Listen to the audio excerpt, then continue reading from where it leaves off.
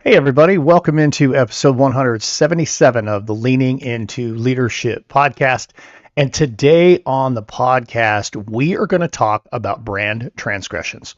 Now, you're probably saying, what in the world is a brand transgression, Darren? I don't know what you're talking about.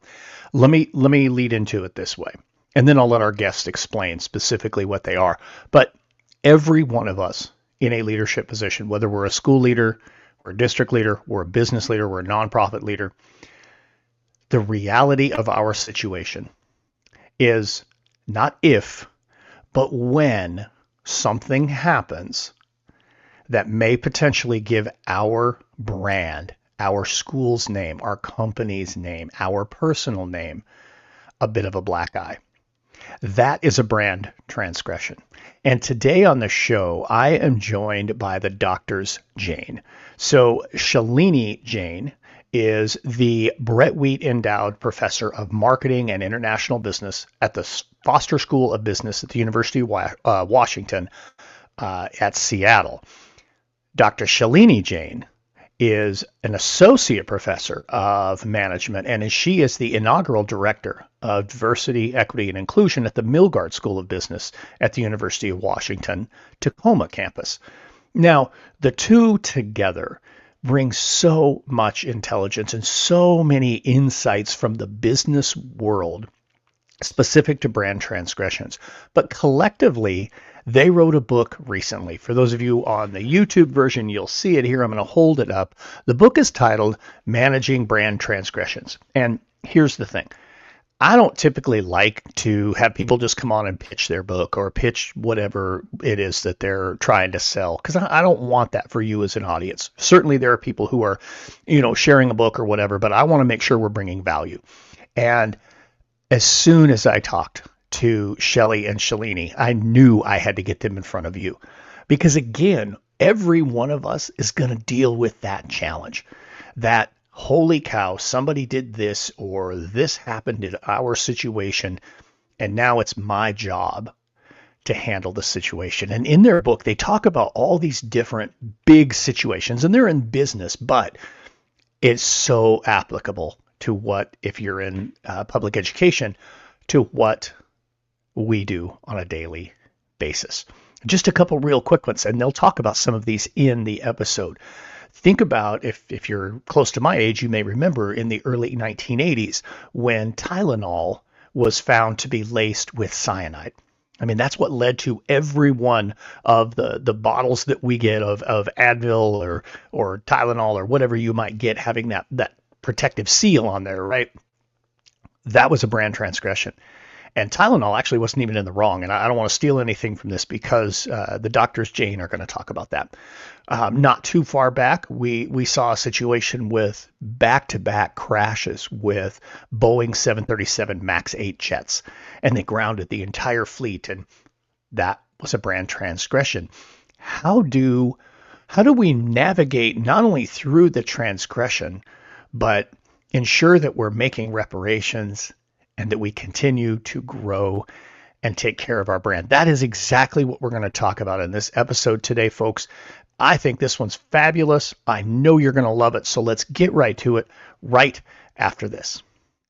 Hey, leaders, let me take you back to my early days as a high school principal. I thought I had to do it all, put out every fire, manage every crisis, and be the superhero I thought my school needed. Honestly, I was overwhelmed. I was exhausted and just felt like I was spinning my wheels. It wasn't until I got clear on my values, on my time, and on my systems that everything changed. Now, I've taken everything I learned from that experience, plus years of coaching leaders all across North America, and designed a course to help you take control of your leadership. The course is called Take Control of Your Leadership, and it's built for leaders just like you. Leaders who are tired of the overwhelm and who are ready to focus on what truly matters. In this course, you will learn how to manage your time like a pro so you can stop putting out fires and start leading with intention. You'll learn how to build positive culture where everyone feels seen and heard and valued and trusted. You'll refocus on teaching and learning, becoming the instructional leader that your school needs.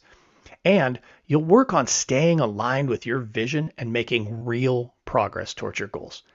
Whether you're in your first year or your 15th year as a leader, this course gives you the tools and the strategies to lead with clarity, confidence, and purpose.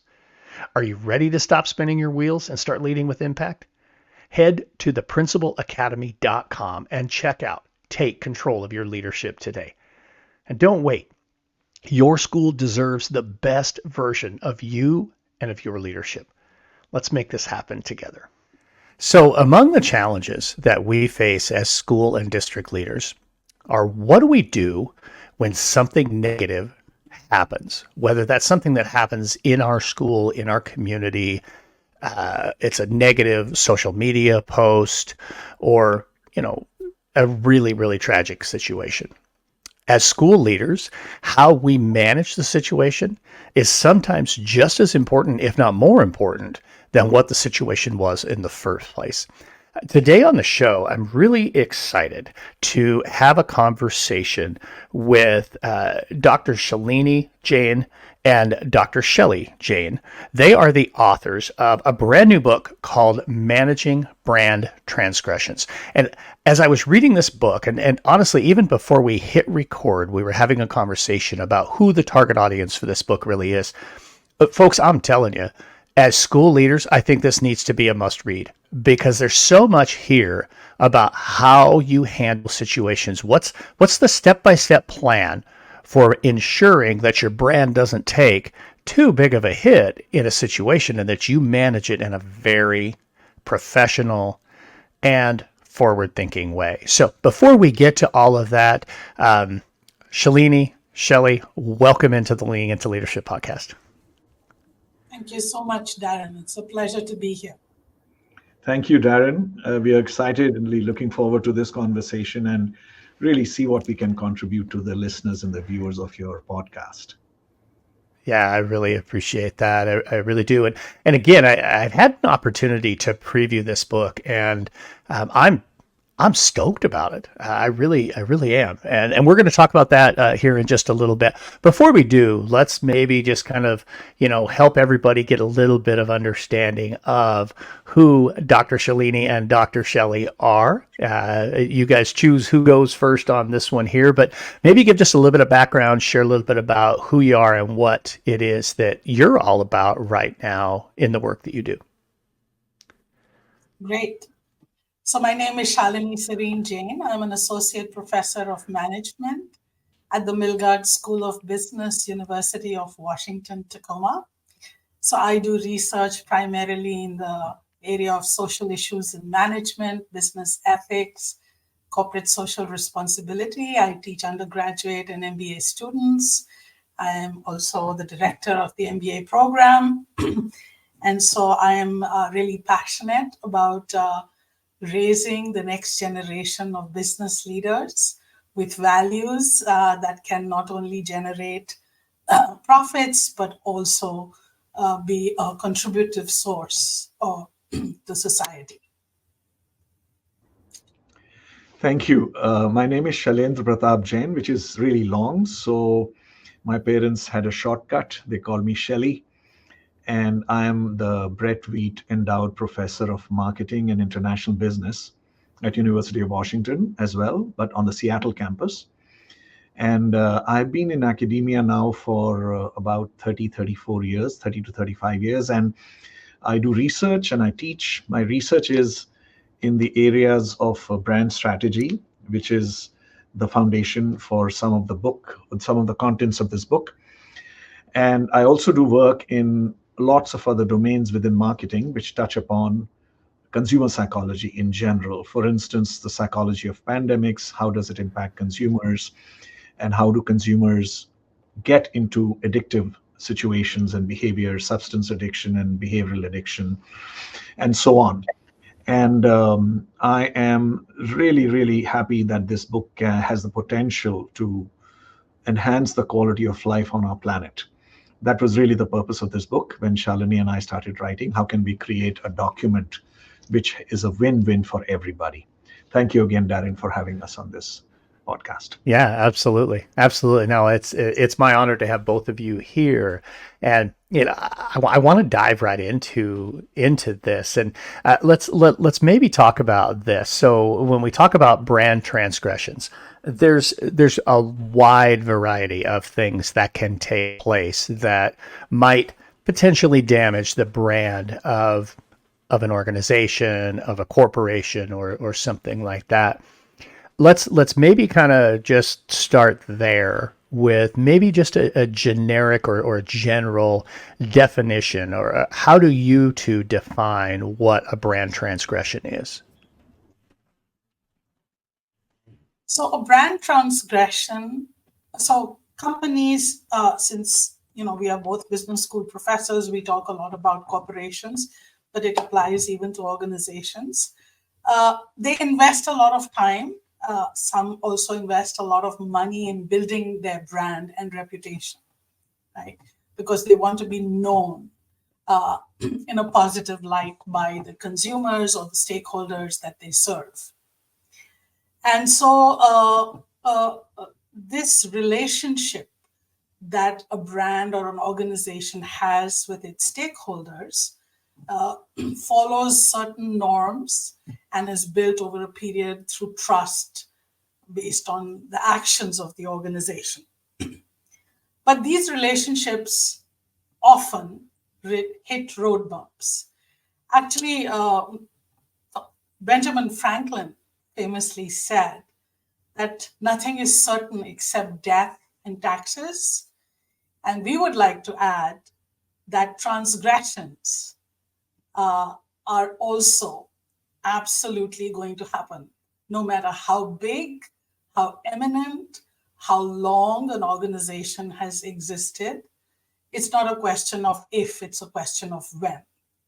So a transgression is usually an oops moment, which could either be because of an intentional action by the organization or a perceived wrong uh, uh, by the stakeholders that the organization may have done.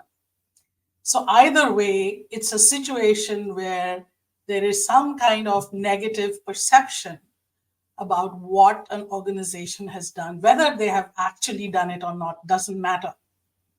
But this transgression will have consequences, and usually negative, unless they are addressed in a timely and a very systematic and an effective manner. And that is what our book talks about. I think that's huge right there. Two things that I want to call attention to, and then I think Shelly's wanting to jump in on this too, which is great. But you mentioned two things there, and leaders, I want you to really think about what it is that Shalini just said. Number one, it's not if, it's when. Something will happen. Whether it's a small something or a big something, something will happen. You need to be mindful of that. And number two, that you said in there right towards the end, that whether or not you did that, if it has come forward, you have to address it. I hear this from leaders frequently when there's something that's maybe a bit false that's out on social media about their school or about one of their teachers. And often they'll want to just stay away from it. What I'm hearing you say is whether it's real or not, you have to address it, and you have to address it in a very systematic way. Yeah, Absolutely. that's about right. And that's a really critical point, which is kind of sort of an underlying theme in the book, which is the speed of response, being transparent, taking accountability, and so on. And the point here that we are trying to really make is that we are living in a world which is very different from the world that our parents and grandparents lived in terms of media, social media, speed of communication, and the pace at which narrative gets morphed from one form to the other. And in such an environment, when an entity, a brand, an organization, or in this particular case, a school or educational entity, is faced with a situation where it is perceived to have, uh, you know, advertently or inadvertently caused or stepped on toes, so to speak, then staying quiet is one option. We believe that may not be the optimal option. We believe it is important for the entity to take control of the narrative. And by taking control of the narrative, we do not mean start deflecting blame, jump in and say, we are not responsible, da da da da da. But really taking control of the narrative means the 8 principles that we outline in the book. So when an entity is perceived to have transgressed, which is, as Shalini said, it's an oops moment, it's a mistake. As you know, human beings make mistakes, organizations make mistakes, brands make mistakes. Sometimes we don't realize it. And it's like a deer in headlight moments. Where did this come from? And this mistake could be a genuine mistake. It could be an error of omission, an error of commission. It could be whatever it is. But the point is, what do you do about it is really what we are talking in this book, which is why we call it managing brand transgressions. And saying something about it, of course, it has to be coordinated. It has to be carefully fleshed out, but it needs to be addressed. It really needs addressing. So recently, we learned of a case of a spice maker in India, and the spice maker was banned in some countries in Europe because apparently the spice maker has some chemicals which are not permitted as per the laws of this country. And it was quite interesting when we read the response of the spice maker. They said, we don't have those chemicals. And maybe they're right. Maybe it was a off-the-cuff reaction. Maybe it was like, how do I deflect the situation? How do I deny? We don't know exactly the reason why they said it. But of course, more and more countries are banning the spice maker. And we will learn in another few months or years exactly what the nature of the truth is. But this was, we believe, not the right way to take control of the narrative, because you really need to address it and say, we will figure out exactly why this happened. Where is it coming from? Rather than deny that there is no problem in our product or service or whatever it is. So yeah, that's really a transgression is a violation, and a transgression is hurtful. You can violate a norm and it may not necessarily lead to a lot of damage or hurt or pain, in which case you may we may be facing a free pass, so to speak. But if it has caused pain and hurt and loss, then it needs addressing. And that's what we call a transgression. Yeah. So there were a couple of stories as I was going through the book that really hit home. I mean, one, you talk about the Tylenol situation from the 1980s, but in a much more modern story that I really felt, just really kind of hit home. And I'll say this: I travel a lot. I'm on an airplane a lot, and you talk about the transgression with Boeing and their not only the development of their Max series of airlines, or airplanes rather, but why, and then how that rush led to, let's just say, some transgressions. Now we're seeing it again with Boeing, with the door plug issue that took place during the summer. Not to pick on Boeing, and I fly Southwest, so I fly a lot of Boeing airplanes. So I'm not like one of those people who says, no, I'm not flying Boeing anymore. But there are people saying that. There are people who are like, ooh, if it's Boeing, I'm not going. So let's maybe talk a little bit about that and utilize some of the steps or some of the learnings maybe that you're sharing with your students too, in terms of how that has impacted them as a business. Great. So Boeing, we cover Boeing in under the principle of under the title, the principle title, choose principle over profit. And as we have outlined in our story based on public information, unfortunately, competitive pressures led Boeing to actually consciously make choices that compromised on the engineering design and the safety of the aircraft. The next not so good thing was they did away with the required pilot training that would have prepared the pilots to deal with this problem were it to occur. And they no longer made that training mandatory, again, for competitive reasons, to make the price of the aircraft cheaper and not have their customers having to pay additional money for the training. They didn't have it in any of their manuals because it wouldn't have passed regulation and inspection. And after the first air crash happened in Indonesia, they actually deflected it to insufficient pilot training because it was Indonesia, or not following maintenance protocols. They also have made some, because of cost cutting, cut corners on the quality of the suppliers or the parts that they used. And unfortunately, it took 2 crashes and some before the CEO of Boeing actually came out and directly apologized to the victims' families. And here we had 370 plus, deaths.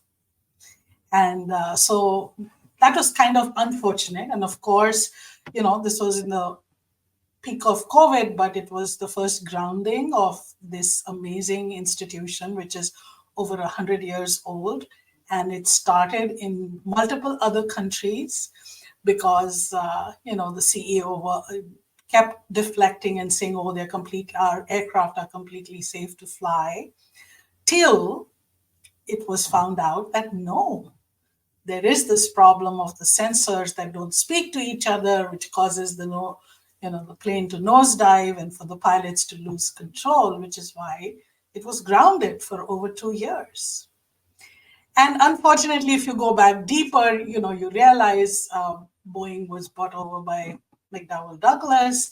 And from that time, it is argued that the company shifted from a company that focused on engineering to a company that focused on maximizing profit. And so while, every institution seeks to earn profit, particularly business, they can't survive without that. But to choose and actually risk safety so that they wouldn't lose out to Airbus in their, monopoly on sale of aircraft, has put them in a tailspin, really, which they haven't been able to get out of. And so we are learning not only was safety or customers a problem, maintenance is a problem. Now their employees are on strike. So the transgressions are are extending to multiple stakeholders. The company has been through this, through this whole crisis. They've been through, 3 CEOs, and the leadership is struggling because the problem is spiraling out of control, literally, right? Yeah. And so were these transgressions addressed early and in a systematic way, perhaps it wouldn't be as bad. One doesn't know. But it's, we studied a lot of cases, and now this is a 110-year-old company. It contributes to the GDP of the US. One does think, like, how come they didn't have this plan in mind? Or how come a company of size and magnitude didn't think of what could be the outcomes of the choices they were making? Or why did they make these choices in the first place? Right? And then when you contrast it to Tylenol, they had 7 deaths in Tylenol. And the CEO went on national television and told people, don't consume Tylenol till we get to the bottom of this. And then when a subsequent similar crisis happened in California, fortunately, there was no death 3 months later in Tylenol, the CEO made a decision to stop advertising Tylenol, their product. They withdrew all existing product from retail stores, which was a very, very unusual and path-breaking step, which had never been taken by any company that was in the middle of a transgression before. But this was because this then CEO James Burke made two choices or decisions. And he said, first, how can we save the customer? And second, how can we save our brand? And so this is, the parent of all our principles is the first one, which says do the right thing. So, Tylenol's market share was 38%. After this crisis, it went to 8%. And because of the stance that Tylenol took, the transparency, that they followed, the communication with the media and the public, the restitution that they offered, they are the ones that came up with tamper-resistant packaging, which all of us use today. This demonstrated a commitment. And all along, even today, it was found that Tylenol was not at fault here. And, Tylenol, because of its actions, came to be perceived as the victim of nobody knows who's done it even to date. Who did it? Who laced these Tylenol bottles with cyanide capsules? And here we have Boeing, $32 billion and counting in costs. So profit is, the thing that they were seeking isn't really there right now. So I guess they catch up. The transgressions catch up if you don't take action. So Yeah, Darren, I think in many ways, can I jump in? It's okay. Please do. In many ways, we captured Boeing under the chapter, place principle over profit. But in many ways, in our understanding, but first of all, let's acknowledge that Boeing we are in Boeing's backyard where we live, and we all love the corporation. We wanted to succeed. We wanted to fly higher and higher, pardon the pun or whatever. But the entire response, the entire management of this transgression of Boeing could probably be captured in what they did not do, the 8 principles. Every principle they did not follow. They did not do the right thing, which means they did not address the pain of the victims to begin with. 346 deaths, right? Then take accountability. They never took accountability. They passed it on to the airlines and the pilots and their protocol and training. Then respond, with lightning speed. It took them 6 months, 2 crashes it took them, and 26 more days before they came out and said, we apologize to the victims. That's how long it took. So, and then they put profit over principle, So every principle they violated. And besides the $35 billion in costs and fees that they are already, that has cost them, they lost about $60 to $70 billion in more orders. And the irony is, Boeing is such a great corporation. The irony is there is a playbook. There's a playbook called the Tylenol playbook. And we can argue till the cows come home that Tylenol is an analgesic while Boeing is an aircraft. These are 2 different categories. They're 2 different, domains, yada, yada, yada. But there's a lot to learn from how Tylenol responded, even though it was not Tylenol's fault. And even though it was 1982, when so much information could have been, hushed up because we didn't have social media at that time, right? And in today's prices, Tylenol's recovery effort cost them $300 million in today's prices. And that's a lot of money. That's a lot of money. And we can speculate and say, if Boeing had followed the Tylenol playbook, would they have been $100 billion poorer? We think not. We think not. If they had volitionally said, we need to check our planes, we will figure it out. We apologize to all the victims. We will take restitution, and responded with, lightning speed, opened up the channels of communication with the regulators, with the consumers, pretty much the Tylenol book, we think they would have been in a much, much, much better and stronger position than they are today. Oh, that's outstanding. I love that. I love that. And just to please. Round this off, sorry about that. And the tailwinds are still continuing. The turbulence has not gone away. The Boeing is facing criminal prosecution. They've already changed leadership, as Shalini said. There's a third leader who's come in. There is a strike by the workers, and the deals that they wanted to make, the leadership has been not accepted. So there's a lot more turbulence ahead for the corporation. And we think it was all in the making because of the core principle where profit was really dominant as a pursuit than principle. Yeah, absolutely. Yeah, certainly they're not out of the woods at this point in time.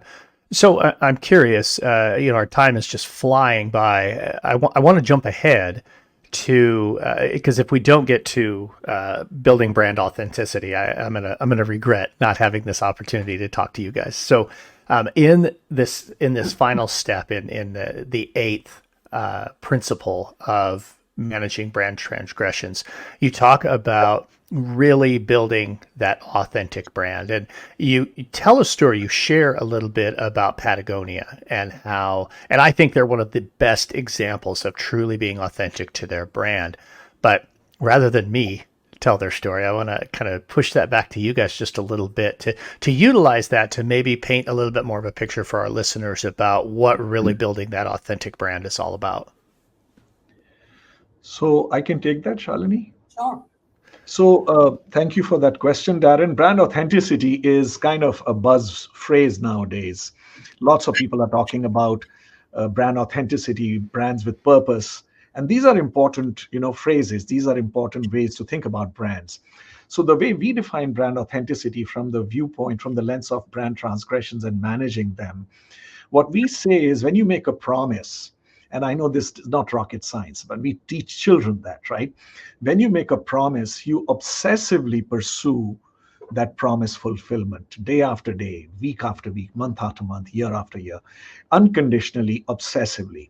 And in the process, if you make a mistake, catch yourself doing it, acknowledge there was a mistake made transparently, follow the 8 principles, and that is the way to build brand authenticity. And we illustrate this notion of brand authenticity with the brand called Patagonia that you mentioned. So the story of Patagonia's, the origin or the genesis of the brand was with when Mr. Chouinard wanted to make some mountaineering equipment because something was missing, right? There was a pain point that he wanted to address. And what he realized was that some of the equipment was actually damaging the earth, damaging the planet when they used the equipment. And that question, I want to make equipment which minimizes damage or eliminates it, is what his passion is, where his passion was directed. And that passion transformed the company. It was originally a mountaineering equipment venture. Then it became Patagonia that we know that it is, which is outdoor equipment and clothes and accessories and so on. The amazing part of this story is, as we learned in almost everything that we learned, not almost, in everything that we learned about the company, this notion of no damage to the planet was underlying all their initiatives. Whether it was producing the clothes, whether it was telling consumers not to buy new clothes from the brand because recycling is the way to buy. They actually had an ad saying, don't buy this jacket. And it wasn't an advertising gimmick to get attention. It was heartfelt that we want you to recycle. Recycled clothes are better for the planet. And they have lots of initiatives, their employees, their suppliers. They took a big hit when they switched from traditional cotton to organic cotton. And a lot of people in the company said, oh, we are going to lose money here. But Mr. Chouinard said, that doesn't matter. We need to have organic cotton because that is good for the planet. So even when he wrote his will last year, he said, I want to give the money for a sustainability fund. So from the genesis of this company till his final will, you can see there is no stone he has left unturned in pursuing the promise that he made, which is, I will not damage the planet. And there is an interesting statement he made, and I'm paraphrasing it, where he said that it's interesting, every time I took a decision to protect the planet, I made more money. So the point he was trying to make is these are not at loggerheads with each other. And we don't talk about Patagonia because sustainability is the new, exciting thing to pursue. That's not the reason we cite this example. We cite this example because of the authenticity of this brand, which we captured. Then the other brand that we capture, which is an ice cream brand for crying out loud, right? Ben and Jerry's. Now, Yeah. why do we say Ben and Jerry's? Is because Ben and Jerry's has authentically pursued the idea that every human being has dignity. And we have to respect everybody's dignity, no matter how marginalized, how small a segment, how much of a minority you are in. So if somebody is facing injustice, it's game on for Ben and Jerry's. They will name a flavor after the marginalized segment of that population, or they will take the government head on. Whatever they believe is right for their brand, they will do, and that is authentic to them. And some people will, and I teach marketing, Shalini teaches business ethics. We can give it that lens. Of course, I talk in the class. Ben and Jerry's is a great brand because it is positioned in a very, very strategic way. Sure, it is. But what we need to stop and think is that they're compromising on their profit in the process. They are addressing the desires of a certain segment of the population while potentially antagonizing another segment of the population. They're not taking the middle road. They have assumed a stance and they're saying, this is who we are and this is what we will deliver. So, sorry, Shalini, you want to share something? I have said a bit about authenticity. No, I'm good. Darren, you have any questions? Yeah, well, I think what you just shared there, Shelly, with maybe you will push somebody in the wrong direction because you are staying true to who you are. I think that's such a huge takeaway. And that was a big part of why I wanted to make sure we got to that particular principle, because I think oftentimes as leaders, especially the early career leaders that I work with so frequently, we're so worried about how maybe this group will react or how this one person will react, when the people we really are genuinely trying to work with or to support or to provide for, they're going to be pleased with what we're doing. They want to do what we want to do, and instead of sitting in the middle of the road, like you said, and honestly potentially upsetting everyone, know who you are, stick to who you are, live those values out loud. You picked two wonderful companies that absolutely live their values out loud to create an authentic brand. I just love that part. I'm so glad we had a chance to get to that. And again, our time is just flying by, as I had a feeling it was going to do. So we're at that point in the show now. I mean, I'd love to just keep going and going and going. Folks, I'm going to hold the book up right now, so don't forget. If you're watching, you can see it on the YouTube video. If not, folks, it's in the show notes. Go pick up a copy of Managing Brand Transgressions. So here we go. It's that point in the show where I ask everybody who comes on the show how they're leaning into leadership. So Dr. Shalini, Dr. Shelly, how are you leaning into leadership right now? So right now, I have a new responsibility as the director of the MBA program. And so I have an opportunity to make a difference in the lives, even a more direct difference in the lives of students. And I am agonizing on how I can offer them opportunities that can enhance and enrich their education even more.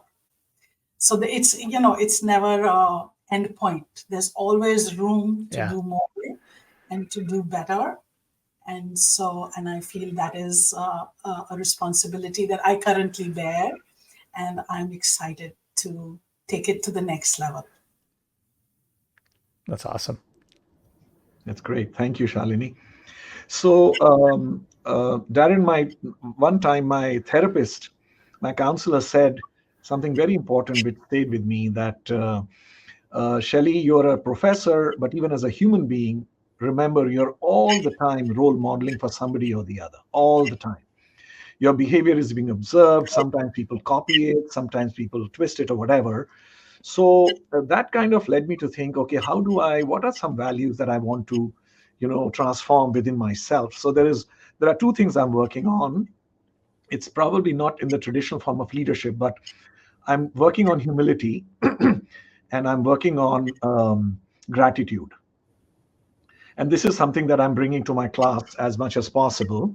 So I'm teaching an undergraduate class right now, and I express gratitude to them. I'm humble with them, even though some people believe undergrads are not that intellectually advanced. I think that's completely wrong.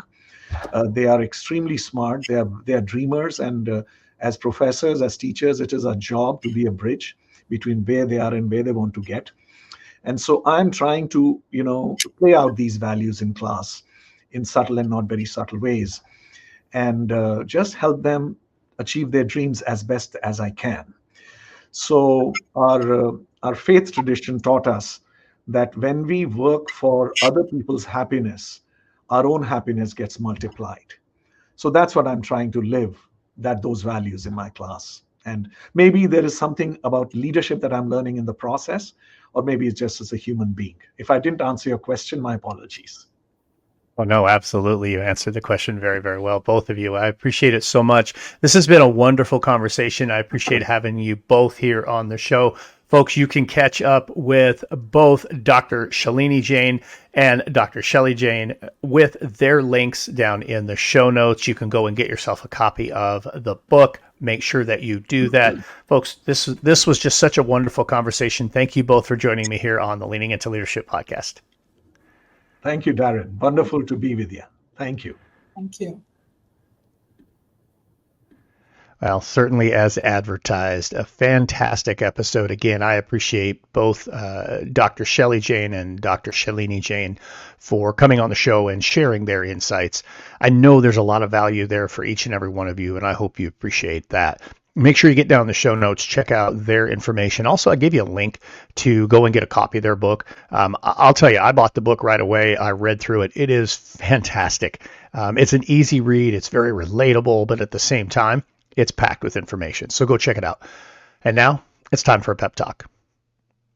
So this week on the pep talk, here's what I want to talk about. We are heading into Thanksgiving week. This Thursday will be Thanksgiving here in the United States.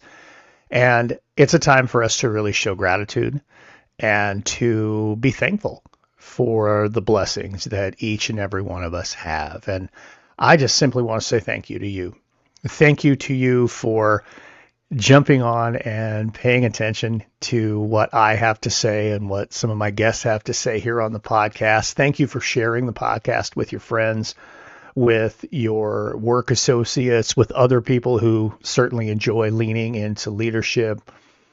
Thank you for just continuing to support everything that we do here at Road to Awesome and now with the Principal Academy. So make sure that you are reaching out and saying thank you to the people who have made a difference for you. I would love to list everybody who has impacted us, but that would probably be another 2-hour episode right there all by itself. But I will say a big thank you to my wife, Jessica, my daughter, Liz, my parents, my wife's parents, my sisters. I mean, when it comes to family, I feel like we hit the lottery. So thank you so much for the continued support, the continued love, and the continued encouragement. So make sure you're saying thank you and really demonstrating that gratitude, and get out there and have a Road to Awesome holiday.